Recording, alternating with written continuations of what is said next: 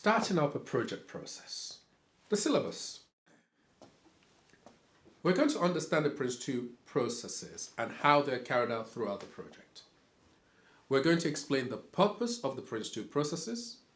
We're going to explain the objectives of the PRINCE2 processes. And we're going to explain the context of the PRINCE2 processes. As usual, what will you learn? By the end of this topic, you will be able to explore and understand the purpose, objective, and context of starting a project process. You'll be able to explore and understand the purpose of the project brief.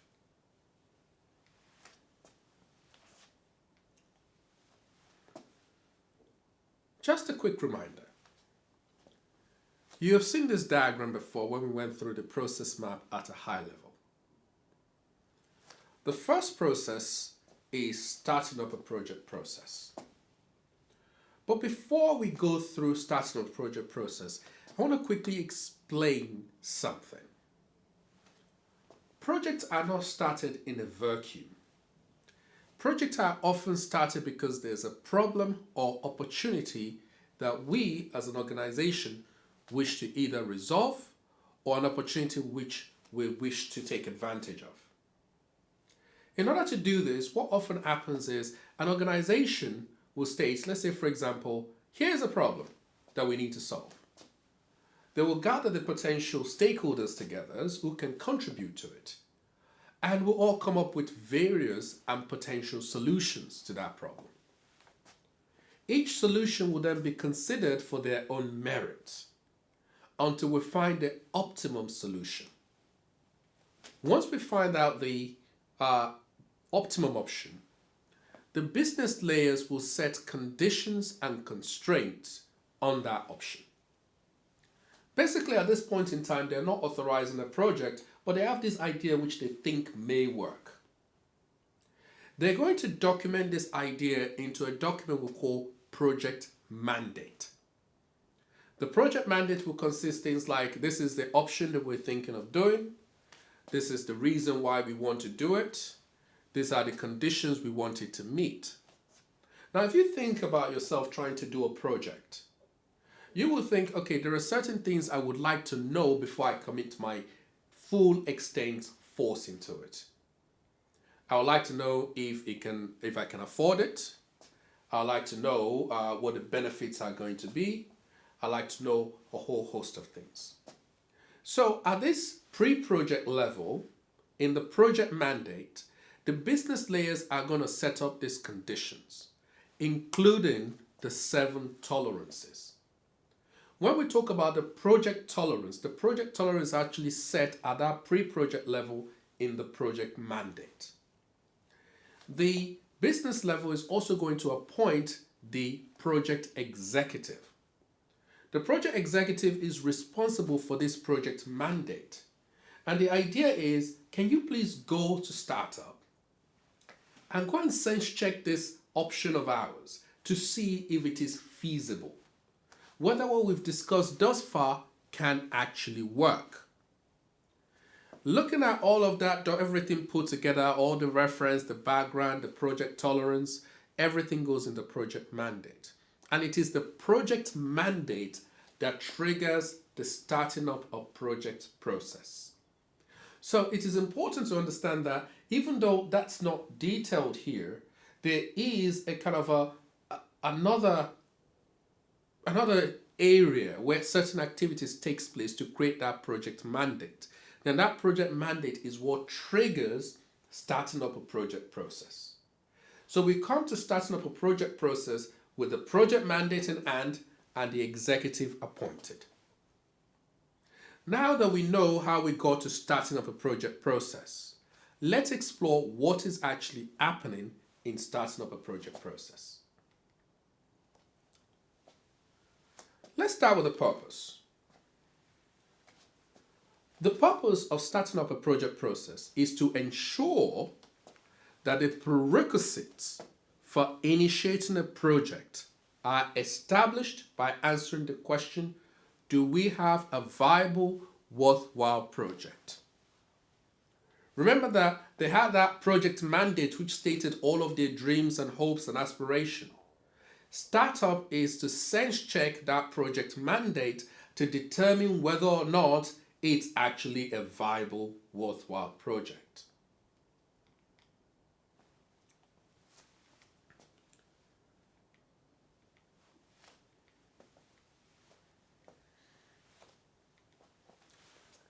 So, when it comes to the objective of starting up a project process, the aim is to confirm a few things. We want to confirm that our assumptions are sound. So those assumptions that we had when we were creating a mandate about why this is a good idea, what the project will yield, what the benefits are going to be, when we actually get the team together to actually investigate it, we want to make sure that they are correct. If they're not correct, then we have to go back to the drawing board. We're like, yes, we tried it, we looked at it, it just isn't going to work. You need a different idea. We want to make sure there's a business justification for it. Think of the mandate as, you came up with all this idea, but now that we've actually created a business case and we've gone through things like the reason for the project, we've looked at the options, we looked at the expected benefit, disbenefit, we look at the major risk and so on. We now say, okay, there is a reason for this. The benefit outweighs the disbenefits. The major risk can be managed. We also want to make sure there's sufficient information available. So especially when we're doing something like we're trying to do the project product description, that we actually know enough about the product to say this is going to be the final output. We can place a finger on it, as opposed to some bright ideas that we don't really know how it's going to work. We want to make sure that we have the correct project approach. Is it going to be delivered in-house or is it going to be delivered externally? We want to make sure we've identified our project management team because these people are going to be key to helping us do things like the project product description and helping us identify the project approach and so on. And if everything goes well, and we're quite happy with how things have gone thus far, then we want to make sure that essentially we can plan for the initiation stage. So if you were to authorize this, we will plan for the next stage. That's the key objectives. Now, this is the starting point of our starting a project process. And I'm going to try to, if you have a pen, you might want to write this down. So I'm going to try and go through this as methodical as possible. As you can see, that there is a project mandate. And I already explained that in the project mandate, we had to basically, that was the business layers were there. They were discussing the problem they had. They were looking at potential solutions to it.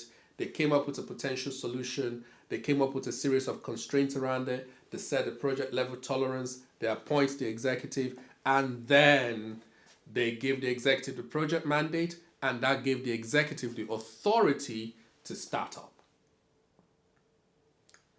Once the executive is in startup, he's going to need to do something. And the first thing the executive will do is appoint himself a project manager. And this is where you come in. The project manager, once he's been appointed, will open two logs. The first one is the daily log. The daily log is like a log where the project manager will start to write down everything that is being told to him about the project. So all the things in the project mandate that the project executive is now telling us about in terms of, okay, this is what they wanted to create, this is why they want to create it, this is how much they want it to cost, this is how long they want it to take, these are the quality they're expecting, this is the benefit they want.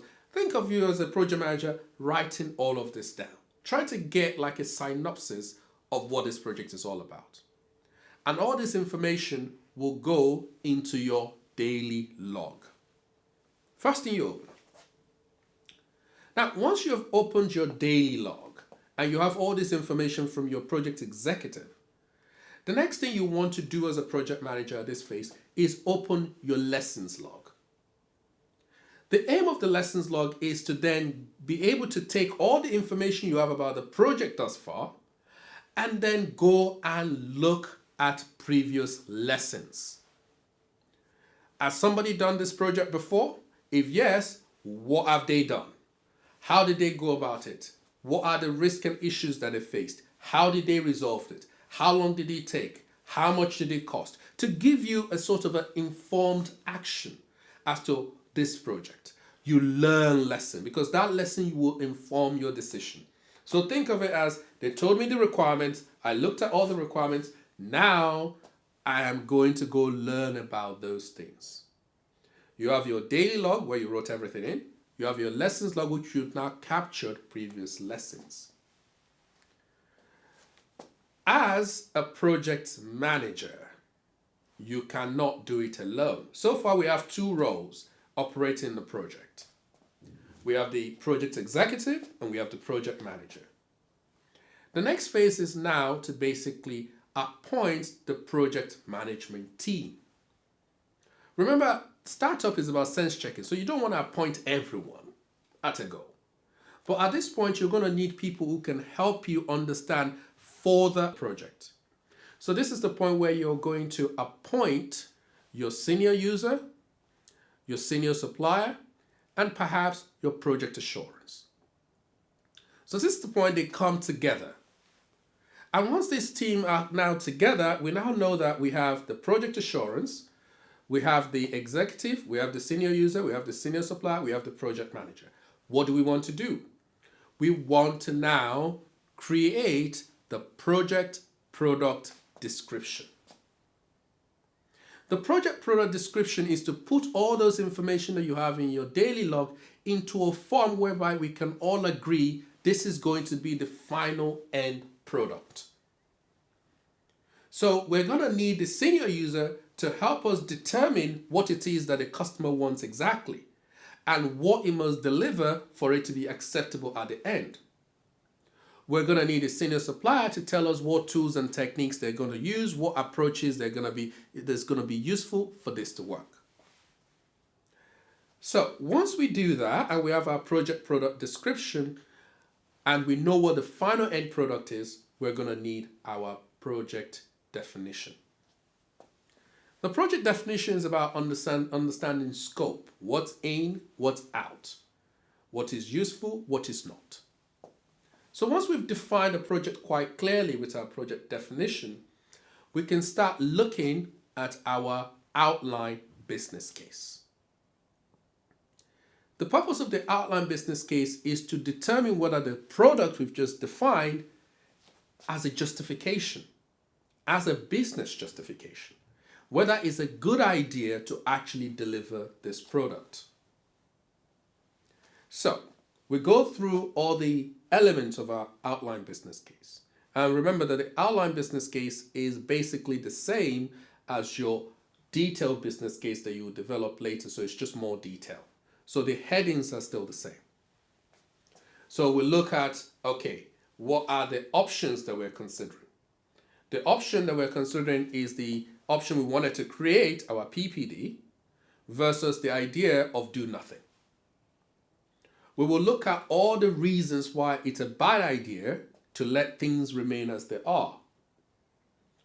Then we will look at all the benefits, the measurable benefit of creating our options, of creating that PPD. Then we're going to look at the disbenefit of it. What are the certain but negative things that will happen if we create this project product description?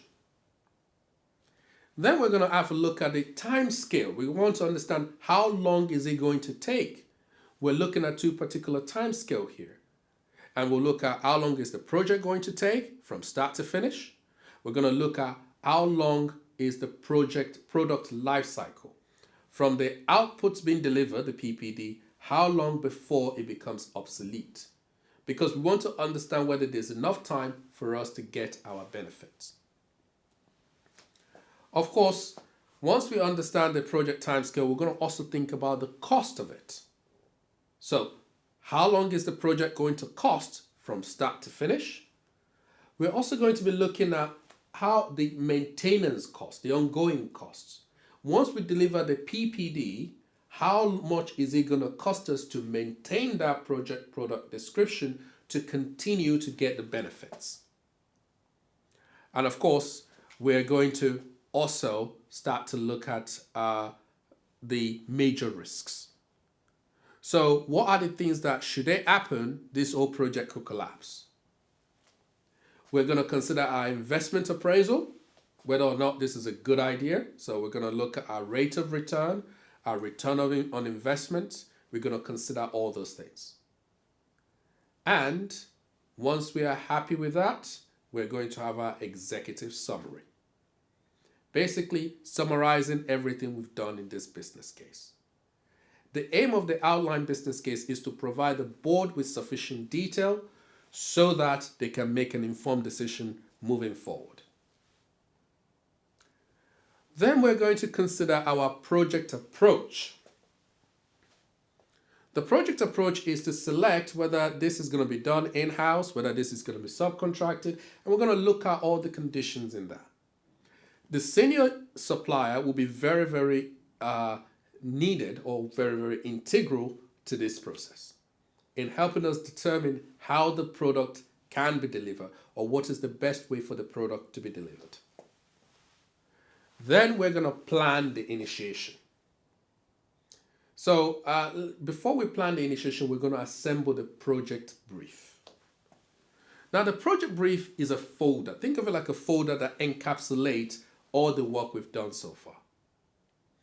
And the key things that goes into those folder are basically our project management team that we've just created goes in there. Our project product description goes in there. Our project definition goes in there. Our outline business case goes in there. Our project approach goes in there. So that becomes a folder for all this document we've created thus far.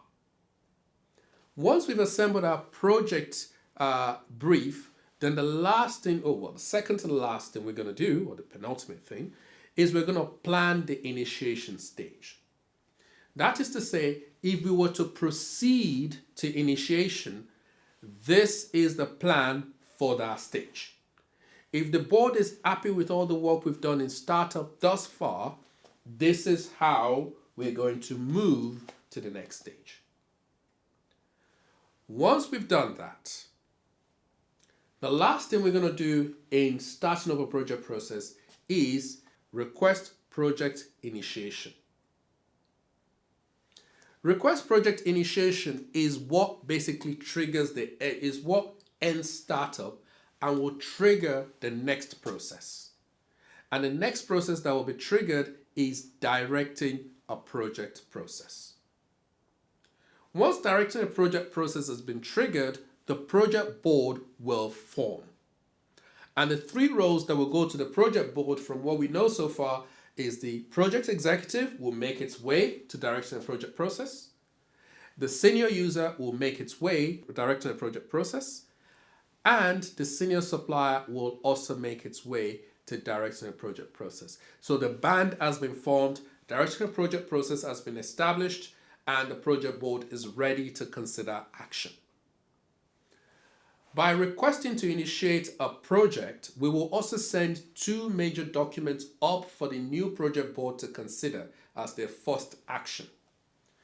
The first document will be the project brief. So the project brief is everything we've just done that includes your project management team, your project product description, your project definition, your outline business case, your project approach, all of that in a folder. We put it in a folder called project brief. We send it up to the board. The next thing we're going to send to the board is the initiation stage plan. The board will have a look at both of those documents, and if they're happy with it, they will do their first job in directing the project process. They will authorize initiation. Once they authorize initiation, we are now moving to our first stage of the project. Remember that starting up a project process is not a stage, it's simply a process. It's part of our pre-project work. It's the first stage will be the initiation stage where we're going now. Just to recap, the project mandate was what triggered startup. At the start, once we trigger startup, the executive appointed a project manager. The project manager then opened its daily log. The daily log allows the project manager to write down every key things that is important in there. So once the project manager has enough understanding of that, the project manager then opened its lessons log. The project manager then went out to look for lessons related to this project to see what can be learned from past lessons, what can be implemented. Once the project manager has an idea about this project, the project manager then, with the help of the PM, they appoint the project management team to help them further in this project. So we brought on board our senior user, senior supplier, and our project assurance. Once we have those people on board, we then decided that we need to understand the final output. So we created our project product description. The project product description allows us to understand what is the tangible output we're going to have at the end of the project. Once we have the project product description, we went on and created our project definition so that we can clarify the scope of the project. Once we were happy with the scope of the project, we then prepared our outline business case, which is to allow us to understand if there's a justification for producing the project product description. Once we were happy with the justification for producing the project product description, we then selected our project approach. Once we had our project approach and we knew how we were going to deliver this project, we decided to assemble our project brief. The project brief consisted of everything we've done so far with the exception of the logs. So the logs do not go into the project brief. Then, once we assembled our project brief, we decided to plan for the initiation stage. Once we had an acceptable plan for the initiation stage, we then requested for project initiation. At that point, that triggered the directing a project process. Once the directing a project process was up and running, the project board needed to be formed up. That included the executive moving up to the directing a project process, the senior user moving up to the project directing a project process, and the senior supplier moving up to the directing a project process. Once they got up there, we sent them the two major documents we just created. The project brief went up to directing a project process, and the initiation stage plan also went up to directing a project process. With the two documents up there, the board had to make a decision. And the first decision they made was to authorize initiation. By authorizing initiation, it triggered our first stage. And that's where we're up to now. Welcome to initiating a project process. The initiating a project process is a process within the initiation stage. The initiation stage itself consists of two processes, which we're going to talk about. So you have your initiating a project process and the managing stage boundary. But we're going to focus on the activities that takes place in initiating a project process, which is simply a process within a stage. What you will learn. By the end of this topic, you will be able to explore and understand the purpose, objective, and context of initiating a project. You'll be able to explore and understand the purpose of project initiation documentation. If we have a look at the diagram, you will see that earlier we were talking about starting up a project process. At the end of starting up a project process, we requested to initiate a project, which triggered directing a project process. Once the directing a project process received our project brief and our initiation stage plan, they made a decision to authorize the initiation stage. We are now in initiation stage, and the first process in the initiation stage is also referred to as initiating a project process. So, we're going to explore what are the activities that takes place within that process itself. First, let's start with the purpose of it. The purpose of initiating the project process is to establish a solid baseline for the project, a solid foundation to build on. Remember, if startup is about sense checking, initiation is about making sure that everything is solid and ready to go. It assures a common understanding of all aspects of the project, such as reason for it, the scope, the timescale, decision making, quality, risk management, communication, monitoring, and tailoring. Here are some of the key objectives of initiating a project. By the end of initiation, we want to understand the reasons for the project. We want to know what the benefits are, what the risks are. We want to know what the scope of what is to be delivered is. Agree on the scope, we want to baseline it. We want to know how it will be delivered, when the project will be delivered. We want to understand key decision makers that will be involved. We want to know how the quality will be achieved. We want to understand how baseline will be achieved, will be monitored and controlled. We would like to know how we're going to deal with risk issues as they happen. We want to know how we're going to monitor progress throughout the whole project. We'd like to know how information are going to be passed around. And of course, how the project applies to business policies, methods, and guidelines. Here is the process map of your initiating a project process. Allow me to walk you through it. As you can see at the top of it, you have directing a project process. And once they authorize initiation, we are now into the initiation stage. Before anything can be done in initiation stage, while we're initiating the project process, we need to agree the tailoring requirements. Remember in Prince2, we've been talking about tailoring from the start. This is where we start to implement that in a meaningful way.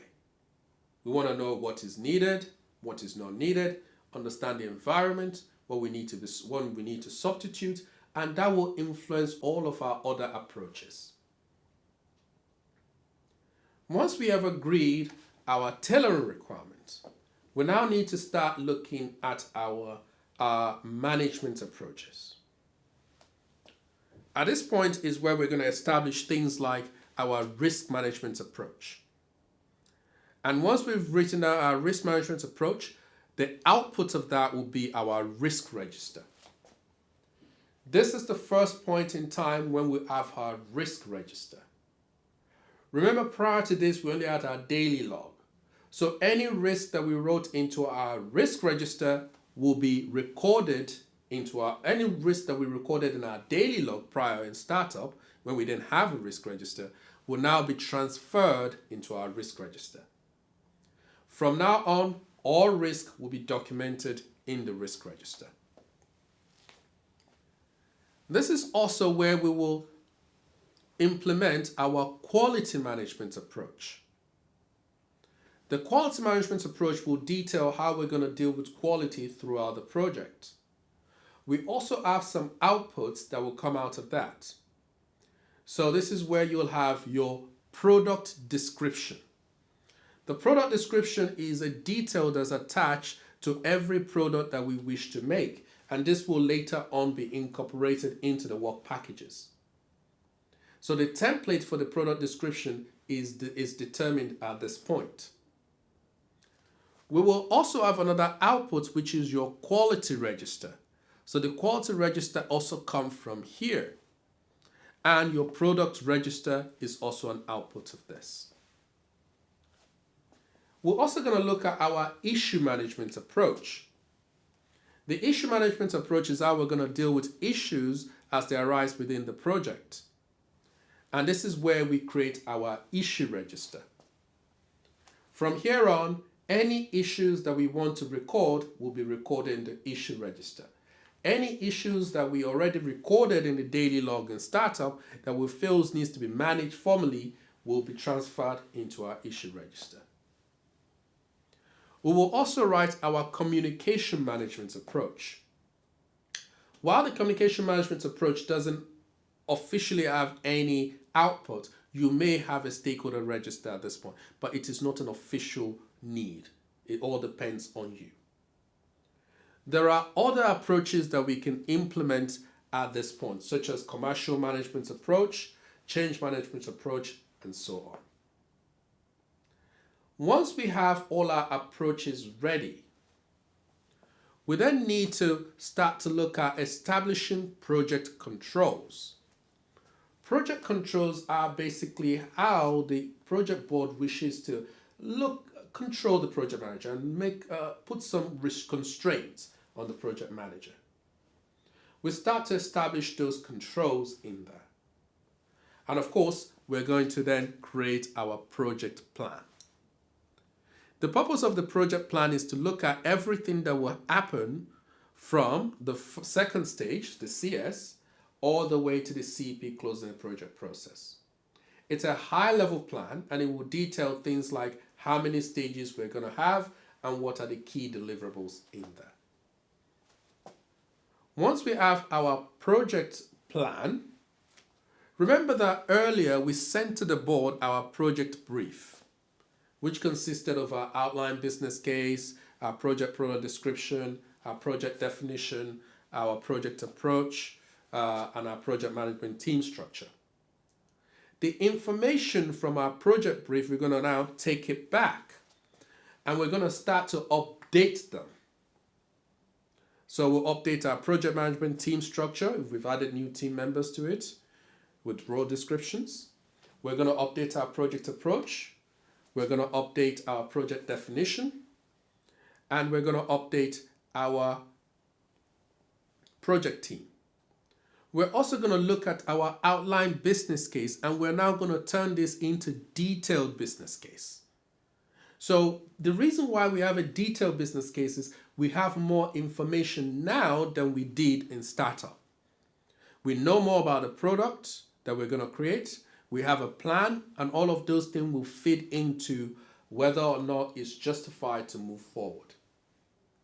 Once we have created our full business case, there's an output that will come out of this.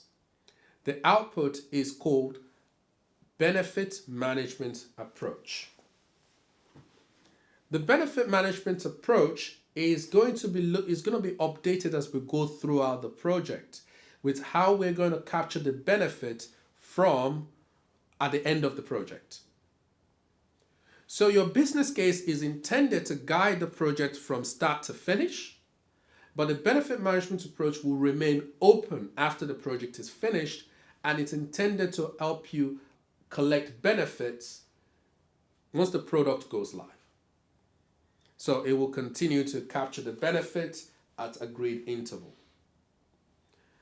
Once you've done all of that, you have all this, you need to assemble your project initiation documentation.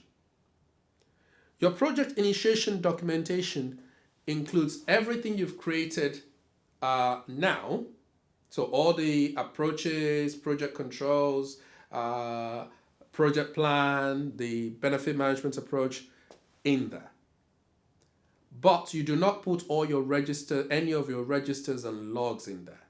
So they don't go in there. So once you put all the information in there, that's your project initiation document. All the logs and register will go into a different document called project log. And that's where those information will go to. Once you have the two, you're ready to deliver a project. So at that point, you're moving towards the stage boundary where you'll be sending your project initiation document to the board, and you'll be writing your next stage plan. But bear in mind that at this point, this is the end of the project brief, because all the information in the project brief has now been removed and put in the project initiation document. So we no longer have any need for project brief anymore. The brief is dead, long live the PID. So the PID is what we're going forward with. And that's the general thing that is going on in your project initiation document. So, as it states in there, the project initiation document is the focal point at which all information relating to what, why, how, and where, when, and how much of the project is collated. So all those key information are here.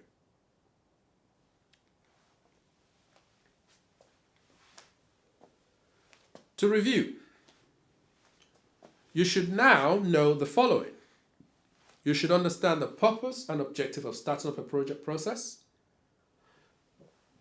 You should know the purpose and objective of initiating a project process. You should understand the purpose of the initiation documentation. You should know the purpose of the project brief.